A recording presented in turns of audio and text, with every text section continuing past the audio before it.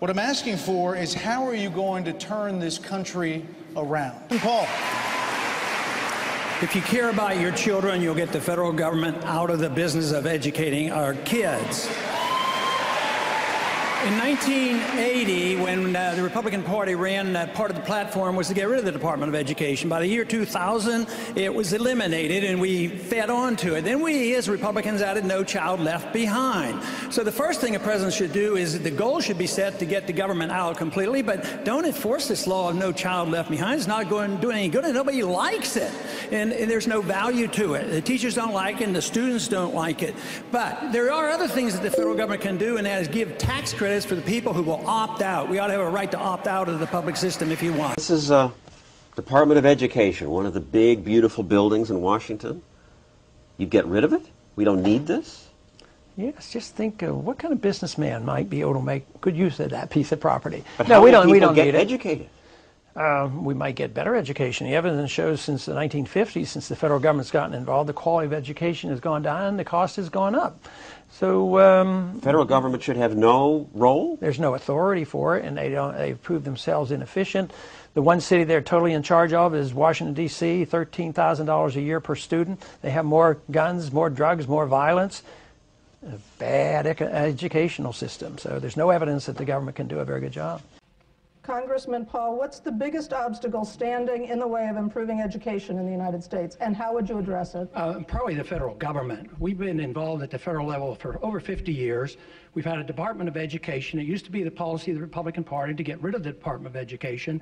We finally get in charge and a chance to do something, so we doubled the size of the Department of Education, and we have No Child Left Behind. The teachers don't like it, the students don't like it, and the quality of education hasn't gone up. The cost of education has gone up. So we need to look to our local resources. We need to release the creative energy of the teachers at the local level, but what we can do immediately is to give tax credits. I have a bill that would give tax credits to the teachers to raise their salaries. At the same time, we should encourage homeschooling and private schooling and let the individuals write that off. The parents have to get control of the education. It used to be parents had control of education through local school boards. Today, it's the judicial system and the executive branch of government, the bureaucracy that controls things.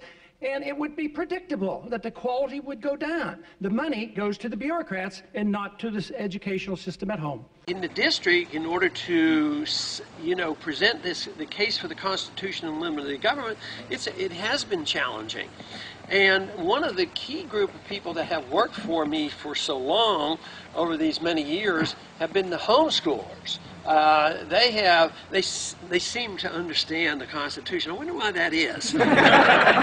Homeschoolers seem to understand the Constitution compared to those who have gone to public schools. So I'm highly critical of the public school system.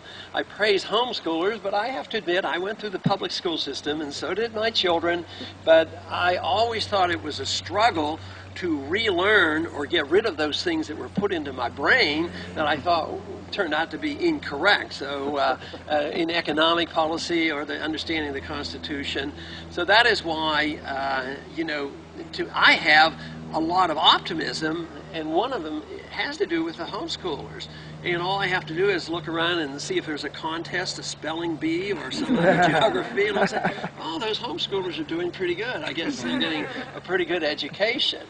And since I got to know so many homeschoolers in my district, one thing that I have learned that has been wholeheartedly refuted, they always say about people that homeschool their kids, the children will be withdrawn and not be personally sociable. And all I know is that first thing is when I would campaign, the homeschoolers, actually, they were allowed out of school to come to an event, such as a politician being in town. And lo and behold, I knew if there was a rally or something and somebody 8, 10, 12, or 14 stood up and asked a question, a very intelligent question, I didn't have to ask where they were getting their education. So the poise that they have and all, it's just been remarkable. But, it is reassuring to know this. And it's reassuring to know that we still have this freedom and this responsibility to our children, but we can't even take that for granted. Because in the 1980s in Texas, homeschooling was severely challenged, and I believe the challenge will return if we are not careful. But today we are still fortunate. We can homeschool our kids, and we can have private schools. I would try to help them more, financially, not by grants, obviously, and not even by but what I would do is allow tax credits so people can get some of their own tax money back and not send it to the government if there are expenses involved, whether they're homeschooled or whether they are in private schools or whether they're extra tutoring, just so that we can get some of that money back in, where the responsibility and the determination for education is by the parent. But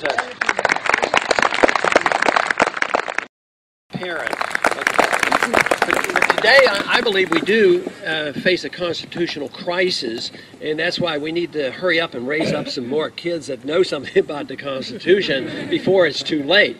But once again, though, I think that that group of individuals who are interested in the strict interpretation of the Constitution is much larger than we ever dreamed.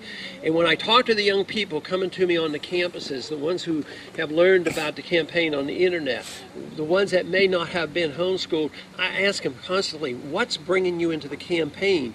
And it varies a bit, but so often it said, I like your position on the Constitution. And that to me is very encouraging. And they like the idea, of course, that I think the internet should be left alone and that we shouldn't tax it and we shouldn't regulate the internet, which is good. But the internet, of course, is a source of evil and monstrous things. Responsibility should be on the government to regulate the internet. No, it's the responsibility of us. It's the responsibility of our parents, just as it was before we had the internet. We had books and we had magazines and movies and everything else that where kids could go astray. But in Washington, there is indeed a constitutional crisis. Congress reneges on their responsibilities constantly.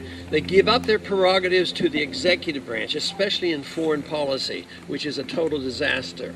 And I just told a story just a little while ago that I'm going to repeat about the lack of respect and understanding of the separations of power. I was on the Education Committee. A bill came up, obviously unconstitutional. I raised the subject and asked the question, and I says, how can we pass this? There's no authority in the Constitution to do this. And the chairman of the Education Committee said that, and he sort of put me down. He says, that is not our responsibility. The courts will deal with this later on and decide whether it's constitutional or not. And he said that with a clear face, like, that's the way it works. The courts are there to decide. What do we take an oath for?